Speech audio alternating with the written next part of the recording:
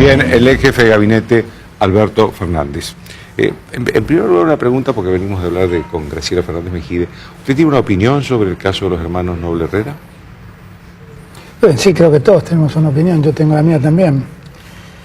A ver, es muy difícil opinar en la política de este tema porque siempre en esta Argentina binaria o a uno lo ponen a favor o en contra de Clarín. Pero a mí me parece que lo que tenemos que hablar es de la necesidad de saber la verdad. Durante mucho tiempo se habló sobre la posibilidad de que los hijos de la señora Noble sean chicos apropiados de alguna de las víctimas de la dictadura. Y lo que me parece es que está empezando a verse que no ha sido así. Y está empezando a verse por los caminos habituales, que es a los que se someten todos los que se ven obligados a este tipo de investigaciones. Y me da la impresión que hay que aceptarlo así, porque lo importante es saber la verdad, lo importante no es plantear esto como bandos. Yo hoy la escuchaba a Estela, y empiezo por decir que Estela ha hecho cosas demasiado importantes en Argentina como para que una declaración Carlotto, como la de hoy, Estela de Carlotto, pueda opacar todo lo que hizo Estela. Pero Estela no debe hablar de bandos, porque la que está interviniendo es la justicia, exclusivamente. No hay dos bandos. Se planteó un dilema judicial y se está resolviendo judicialmente. Y se está resolviendo como se han resuelto todos los problemas judiciales de esta característica en Argentina. Y las cosas dan o muestran que no ha sido como algunos presumieron. Y lo más grave de todo esto es haber convertido esto en una bandera política. Esto es lo más grave de todo esto. Tan grave como lo de papel prensa. Yo estoy sometido a sumarios ridículos en la Comisión de Valores por el tema de papel prensa. Usted fue miembro del directorio por el Estado. Y yo cada vez que veo que el gobierno decidió seguir a un personaje de la talla de Papaleo para hacer una denuncia de ese tipo, me asombro, no logro salir de mi asombro. Y me parece que son cosas que uno debe prestarle atención adecuadamente, porque son cosas que están muy mal hechas, realmente están muy mal hechas. Ahora, también debo decir, la señora de Noble debió haber sometido, los hijos de la señora Noble debieron haberse sometido mucho antes a este examen que ahora han hecho, y hubiéramos disipado estas dudas mucho antes, y algunos, si quería usarlo con fines políticos, no lo podría haber hecho. Con lo cual allí tienen una suerte de responsabilidad concurrente, si vale el término. Pero ojalá que el tema se aclare y se dilucide lo antes posible, y de una vez por todas sepamos que por lo menos esos chicos no nacieron en la clandestinidad o en el cautiverio de sus madres, y nadie los arrancó de sus familias para maltratarlos poniéndolos con una identidad falsa en manos de otra. Bueno, vamos a la política. Vamos. Usted, antes de jefe de gabinete y todo lo demás, fue siempre un dirigente de la capital, un dirigente del peronismo de la capital. ¿Cómo vio la elección de la capital? ¿Qué lecciones le sacó para usted la elección última de la capital? La primera lección es una lección que tiene que ver con entender que hay una cantidad de sujetos independientes, de electores independientes en la ciudad de Buenos Aires particularmente alto, y que es necesario hablarle siempre a esos independientes porque finalmente son los que resuelven las elecciones. La primera conclusión que saco respecto de del espacio del que yo soy parte y al que voté, el de Daniel Filmus, es que me parece que hicimos una campaña muy cerrada, muy dirigida a los propios, con muy poco discurso para esos independientes. Y ello se terminó expresando en votos. De hecho, no fuimos más que lo que éramos, apenas 3 puntos más de lo que éramos. Lo que éramos, para que la gente me entienda, es lo que Cristina sacó en el año 2007, 24 puntos, hoy sacamos 27. El segundo punto, creo que como parte de esa dialéctica cerrada, que solo le habla a los propios y no le habla a los independientes, se encaramó en la punta o en la cima de la campaña a un joven de quien no tengo nada que decir, que es Juan Cabandier, pero que es representativo supuestamente de una juventud multitudinaria que venía a acompañar este proceso y que dejó en evidencia su formidable incapacidad para hacerlo. Sacó la mitad de los votos de Filmus.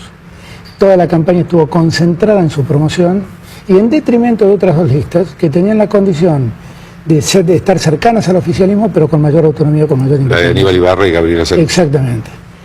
Y el resultado es espantoso. El resultado es espantoso, porque no solamente la juventud, las multitudes juveniles no llegaron, sino que se fueron a votar la Macri.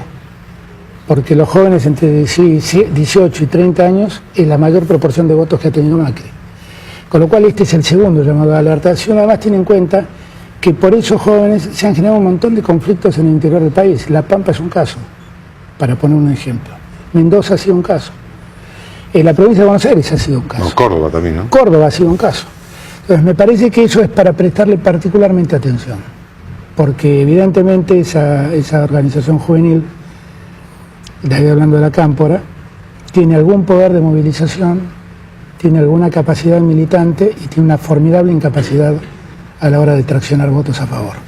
Por lo que escucho, la culpa no es tanto para usted de Filmus, sino del gobierno nacional en el resultado. Bueno, es que además el gobierno nacional no solamente diagramó esta estrategia de campaña, sino que lo sometió a Filmus y al mismo Tomada, que son dos personas valiosas, con criterio.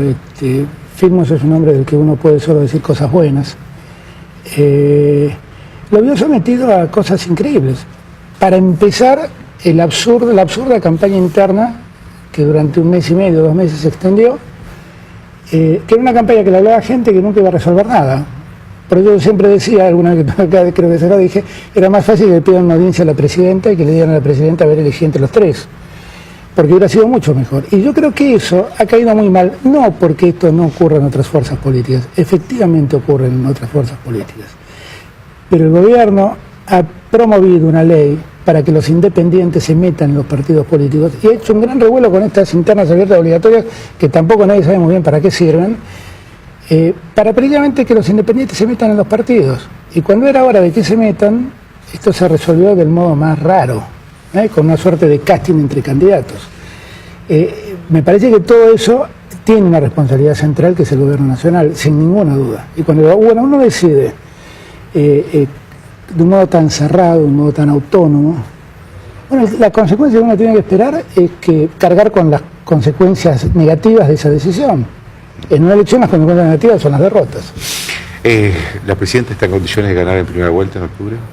Todo indica que sí, porque la presidenta tiene un nivel de votos importante y yo creo que con la diferencia que está obteniendo en el norte y en la Patagonia, logra compensar la franja del medio, que es donde más débil puede llegar a estar, pero por muy débil que está sigue ganando, ¿no? ¿Cómo será el segundo mandato de Cristina? Tiene que ver con que haga la lectura adecuada de lo que está pasando. ¿Y qué está pasando? Está pasando que hay una sociedad que está conforme con lo que la economía, cómo funciona la economía, está conforme con los grandes lineamientos de esto que deben llamarse el modelo, que tienen que ver con mejorar la productividad, con garantizar un nivel de empleo determinado, con la defensa irrestricta de los derechos humanos, con el enjuiciamiento de los genocidas. Con eso está mayoritariamente la Argentina a favor, pero está preocupada por otras cosas, ¿no? Está preocupada por algunos aspectos de la economía que empiezan a crujir, que tienen que ver con cuestiones fiscales. Esto la gente no lo siente tanto, pero sí siente más el tema de la inflación.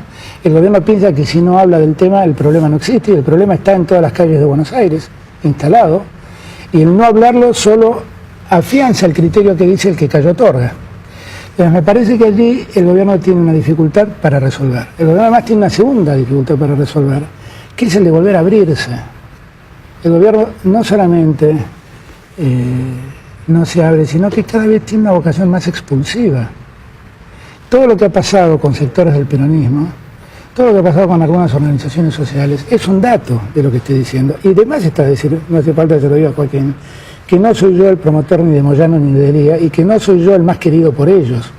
Lo que sí creo que esos sectores, como los intendentes de Buenos Aires, no se los puede tratar maravillosamente bien y ponerlos en un pedestal durante 2 años, y cuando llega el momento de la campaña decirles, ustedes son piantavotos.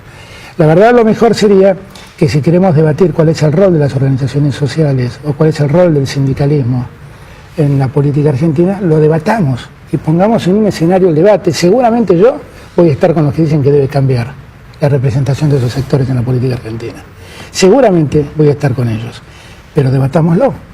No, cuando esto se resuelve por el imperio de la decisión de una sola persona, esto es particularmente negativo. Usted fue amigo de Néstor Kirchner, de Cristina Kirchner. ¿Qué es lo que cambió para usted desde la muerte de Néstor Kirchner? ¿Hubo cambios profundos en el gobierno, en la manera de administrar la política? Yo creo que Cristina ha sufrido particularmente el problema de la 125, de la resolución 125. Y está construyendo para el futuro un gobierno de obedientes, no un gobierno ni siquiera de leales, porque los leales son los que dicen... Le quedó, digamos, el fantasma de Cobos. Quedó el fantasma de Cobos, entonces se está seleccionando con la idea de que nadie se desbande y nadie le cuestione nada, está organizando ese gobierno del futuro. Y a mí me parece que ese es un muy mal presagio. La sola elección de su vicepresidente, que seguramente es un hombre que ha adherido lealmente al proyecto en los últimos tiempos, en las épocas que estábamos con Néstor en el gobierno, era un personaje de segunda línea del ANSES, pero el encumbramiento que ha tenido el lugar... ¿Está de acuerdo usted con la designación de... Me parece que no es representativo de aquello que queríamos representar, y el hecho de... Yo cuando veo los elogios que Durán Parva le prodiga a Sí, Budó, me extrañó también, sí, lo dijo. estoy doblemente preocupado. Cuando dice que es muy parecido a Macri y todas esas cosas, doblemente preocupado estoy. Pero me parece que no es representativo de lo que nosotros quisimos representar. Esto, la verdad, valga la redundancia. Me parece que debió haber sido otra la elección de la presidenta, y debió haber tenido en cuenta más otros sectores que son centrales para el desarrollo futuro del gobierno. Por ejemplo, el peronismo. ¿Qué va a ser del peronismo? El peronismo indefectiblemente tiene que entrar en un proceso de revisión de todo. Y de una vez por todas tenemos que resolver qué queremos representar como peronismo. Porque acá el tema de estar en el poder dilata esta discusión y nos hace convivir a sectores absolutamente antagónicos. Yo estoy mucho más cerca de Cristina que de Duhalde, y estaba mucho más cerca, definitivamente, estaba absolutamente al lado de Néstor cuando él confrontaba con de Narváez. Ahora resulta que ya no entiendo muy bien por qué Cristina y Menem parecen ser parte del mismo proyecto, y estas cosas a uno lo confunden enormemente. Y es porque claramente no se dice qué es el peronismo. Y este es un debate que debemos dar. ¿Y hay dirigentes para dar ese debate? Yo creo que sí, y yo estoy decidido a darlo. Días atrás un periodista del diario donde usted escribe me hizo un artículo y terminó diciendo que él estaba más preocupado que yo por lo que me iban a hacer por decir estas cosas. Pero ahora yo espero que no hagan nada, simplemente que me escuchen y que empiecen a pensar que hay que hacer cosas. Esto es todo lo que quiero que hagan. Porque yo hablo desde un lugar que es un lugar que me tiene a mí incluido en ese proyecto que estoy cuestionando. No estoy de la vereda de enfrente. La verdad, si este proyecto le va mal, yo pierdo con el proyecto. Por lo tanto, debieran escuchar con más razón lo que uno les está diciendo. Gracias, Alberto. No, muchas gracias. Una pausa.